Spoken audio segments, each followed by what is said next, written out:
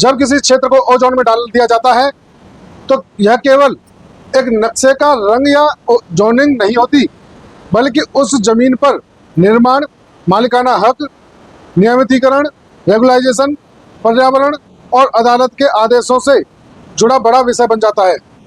नमस्कार दोस्तों, मैं नरेश मित्तल, जनसेवा बदरपुर से, और आज की वीडियो में बात करेंगे जोन ओ क्या होता है।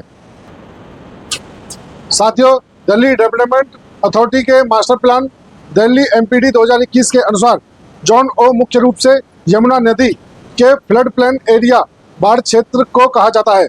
साथियों, इसका उद्देश्य नदी, पर्यावरण और भूजल संरक्षण है।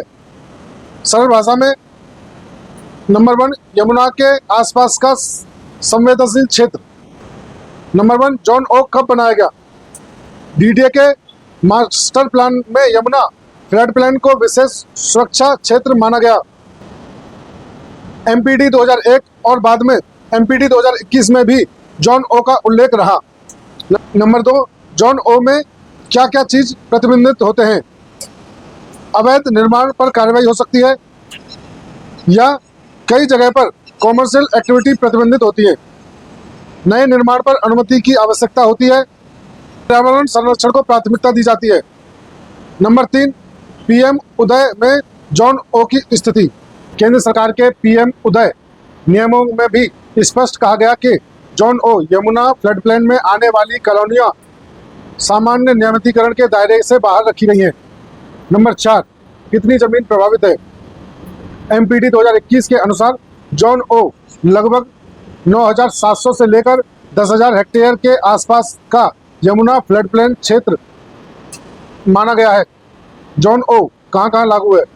मुख्य रूप से यमुना के किनारे, वजीराबाद, आईटीओ क्षेत्र, गीता कॉलोनी के आसपास का क्षेत्र, ओखला, मदनपुर खादर, जैतपुर, करावल नगर के कुछ हिस्से और यमुना खादर क्षेत्र आदि क्षेत्रों के कई हिस्से जोन ओ की सीमा में बताए जाते रहे हैं।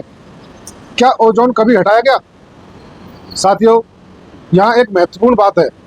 पूरे जोन ओ को कभी किसी अदालत ने नहीं खत्म किया, लेकिन अलग अलग मामलों में कुछ क्षेत्रों की सीमांकन डिमार्केशन पर विवाद हुआ।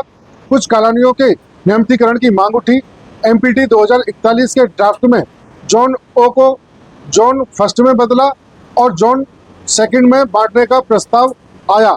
एमपीटी 2041 ड्राफ्ट में जोन ओ फर्स्ट मुख्य नदी फ्लड प्लेन क्षेत्र, कड़ा संरक्षण। साथियों, जोन ओ सेकंड कुछ नियंत्रित विकास, रेगुलेटेड डेवलपमेंट का प्रस्ताव, लेकिन यह अभी भी नीतिगत और कानूनी बहस का विषय रहा है। किन अदालतों ने जोन ओ से जुड़े आदेश दिए? Delhi high court. Yamuna flood plain से अतिक्रमण हटाने के आदेश। डीडीए को निगरानी और बाड़बंदी, फेंसिंग के निर्देश।